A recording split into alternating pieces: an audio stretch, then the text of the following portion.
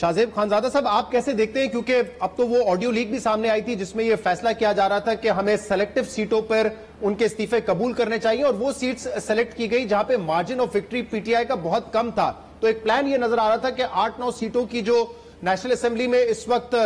जरूरत है पीडीएम की जमातों को, हुकूमत को, कि अपनी पोजीशन को मजीद वो मुस्तहकम बनाए। वो शायद सोच रहे थे कि यहां से उनको वो 7-8 सीटें जीतने का मौका मिल जाएगा, लेकिन फिर इमरान खान ने जो एक सियासी चाल चली कि सब सीट्स पे वो खुद खड़े हो गए इलेक्शन लड़ने के लिए। तो आपके ख्याल में जो एक पीडीएम हुकूमत का प्लान था उसको नाकाम बनाने में पीटीआई कामयाब हो गई है क्या आज? दो तरीके से देखा जा सकता है, और जाहिर है ये हिकमत अमली थी, एक सियासी चाल चली पीडीएम की हुकूमत ने। एक चाल तो ये थी कि वहां इलेक्शन कराए जहां पर इमरान खान साहब की या तहरीक इंसाफ की लीड बहुत कम थी, मगर इसका दूसरा पहलू ये था कि गुलाम अहमद बिलोर के अलावा ये वो हल्के थे जहां पर अगर आप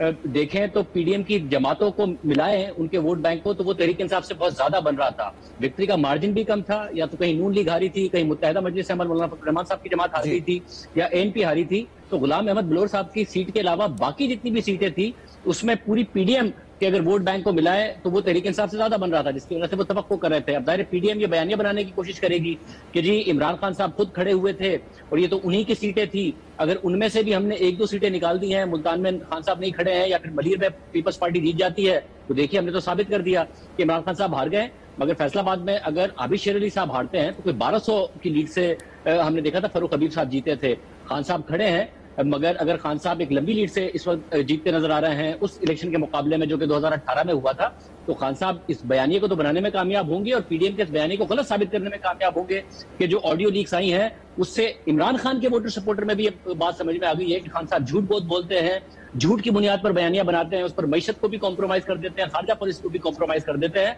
तो ये तो जरूर नजर आएगा। टर्नआउट कम है, मेरा ख्याल है कि खान साहब ज्यादा तवक्को करते कि टर्नआउट और ज्यादा होता, मगर खान साहब अगर सीटें जीतते हैं तो शॉर्ट टर्म में वो जरूर बयानिया बनाने में कामयाब होंगे कि जितनी सीटें थी उसमें 67 सीटें में निकालने में कामयाब हो गया। हालांकि सारी की सारी जमातें एक तरफ खड़ी थी, मैं दूसरी तरफ खड़ा था। मगर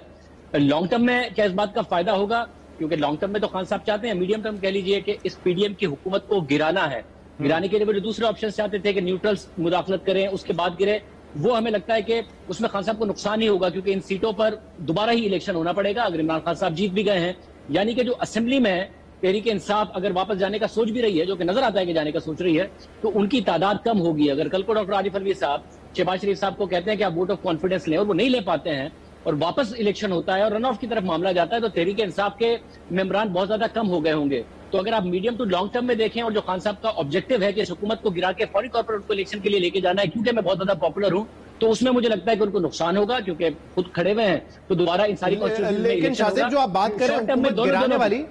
तो यहां पर इमरान खान साहब जो कि अब तक तारीख नहीं दे सके हैं लॉन्ग मार्च की, लेकिन इरादा बताते रहे कि लॉन्ग मार्च दूंगा, फाइनल कॉल होगी, तो आपको लगता है कि आज की जो कामयाबी है उनकी उससे ज्यादा वो मजबूत होकर सामने आएंगे कि मैं अगर खैबर पख्तूनख्वा से लेकर कराची तक मकबूल हूं तो अब मेरा लॉन्ग मार्च और ज्यादा होगा? आपको ख्याल में उनको ज्यादा इस वक्त फायदा हासिल होगा क्या उसका? इस वक्त तहरीक इंसाफ में ये सोच है कि खान साहब इसलिए वक्त नहीं दे रहे हैं,